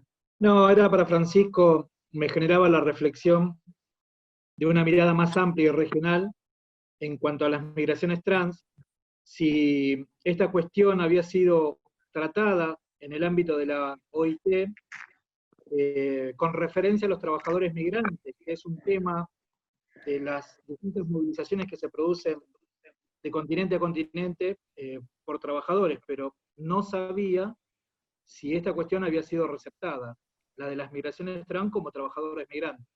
Esa era la pregunta. Gracias. No, primero porque no son consideradas fuerza de trabajo, ¿no? Eso principalmente. Generalmente la migración tiene que ver con la prostitución, en general. Empezaron a suceder migraciones a Argentina por la ley de identidad de género, ¿no? Compañeras que empezaron a vivir desde espacios de Latinoamérica, que encontraron acá libertad para poder ser, ¿no?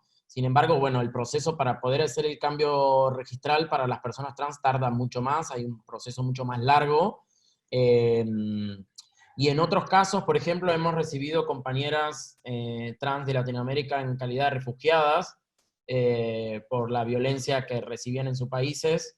Y sí hubo políticas, en ese caso, bueno, se le respetó su identidad, es una estudiante del bachillerato, se respetó su identidad desde el primer momento, ¿no? En el trámite mismo que se hizo, pero bueno, ahí había una organización detrás haciéndolo con perspectiva de género que exigió que se respete el trato digno y que se le respetara su identidad. Por lo tanto, ya en el momento de hacer el trámite de la precaria, se puso entre paréntesis, como dice la ley de identidad de género, sus iniciales del nombre autopercibido, y se utilizó durante todo el recorrido el nombre, perdón, las iniciales del nombre registral y para todo trámite el nombre autopercibido. Aunque no lo tiene en el papel total, ya hay una práctica desde el primer momento, desde que ingresa, que se le respetó su identidad. Entonces, ella está haciendo, hicimos una inserción laboral desde la escuela con ella, siempre respetando su nombre autopercibido. Y eso ya la colocó en un lugar distinto, ¿no? Desde donde venía, que venía con persecución. Hay países que están muy atrasados, con persecución muy grande. Lo vimos en la pandemia, por ejemplo, lo han visto con compañeras de Perú, que para ir al mercado diferenciaban primero entre varones y mujeres, y luego por número de documento, ¿no? Entonces tenían días para salir. La compañera sale en su número de documento y en su género, que es autopercibido femenino, y fue expulsada para ir a comprar al mercado porque decían que no correspondía que ella estuviese ahí con su nombre haciendo la fila por su género, ¿no? Bueno, Fran, perdón, te sumo, en Paraguay, por ejemplo, hubo detenciones por ese mismo motivo. Claro. Paraguay tuvo detenciones.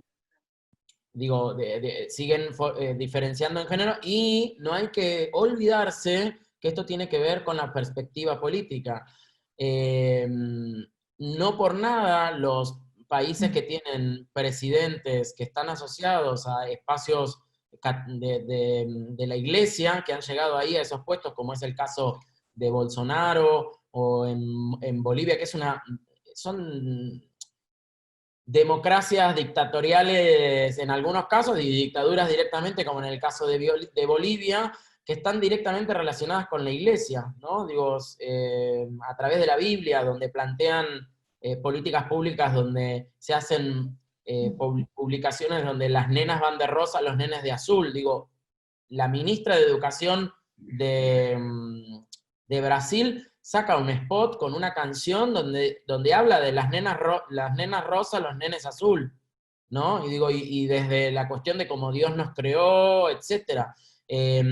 Y Latinoamérica está teniendo un tinte de ese estilo, ¿no? Digo, está sucediendo en Brasil, sucede en Bolivia, sucede en Perú, Ecuador también está teniendo mucha discriminación en ese sentido, avanzan en el poder tanto judicial como en espacios políticos, de participación directa de la iglesia en la política, ¿no? Y eso empieza a generar muertes de compañeros trans por persecución, porque generan odio.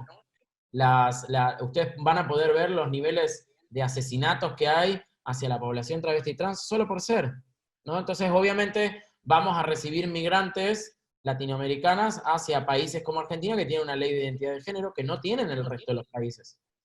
Y ahí hay que pensar qué políticas pueden abrazar a esas migrantes, ¿no? Porque están viniendo en calidad como si se estuvieran manifestando una guerra, de la misma manera. Digo, reciben persecución en sus países, por lo tanto, es necesario que migren, porque las están matando. Gracias, Fran. Gracias a todas, a todos y a todes por estar presente, por la charla. Le vamos a dar un pequeño espacio a Juan para que haga un cierre, y después les vuelvo a pasar el chico. Sí, bueno, muchas gracias a todas, todos y todes por participar, en especial a los participantes y a los miembros de la comisión y a las autoridades. Nosotros desde el 20, es cierto lo que decía Ale, es una comisión nueva que creamos el año pasado y que empezó a trabajar mucho y muy bien, y nos vimos un poco detenidos por las circunstancias que nos tocaron vivir. Igual,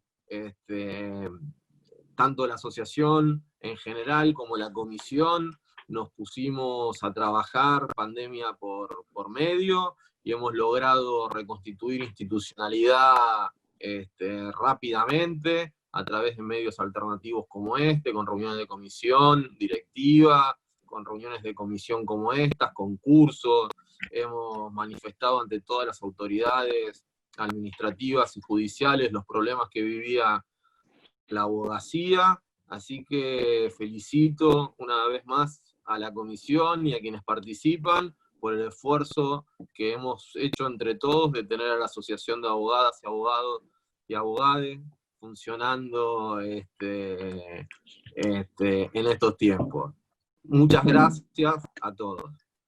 Juan, por ahí quiero agregarte esto porque todavía sigue causando gracia esta cuestión del lenguaje inclusivo porque le cuesta a un montón de personas y es verdad, pero les recomiendo el trabajo de Luciana Sánchez, que está haciendo las presentaciones judiciales con lenguaje inclusivo, y esto genera una disrupción muy grande y rompe con la complicidad patriarcal que hay dentro del sistema judicial.